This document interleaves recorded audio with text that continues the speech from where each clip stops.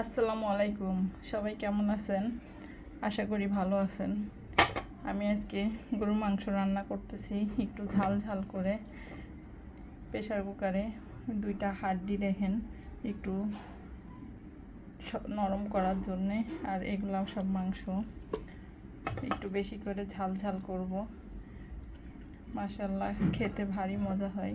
পেঁয়াজটাকে বেরেস্তা করে নিয়ে মশলাগুলোকে কষিয়ে নিয়ে বেশি করে একটু মরিচের গুঁড়া দিয়ে আমি একটু পানি দিয়ে কষিয়ে নিয়ে এরপরে আমি এগুলাকে ভালো করে মাংসগুলোকে কষিয়ে নিয়ে একটু ঝোল দিয়ে আমি পানি রাখবো না, ঝাল ঝাল হবে মাংসটা আর কষানো হবে।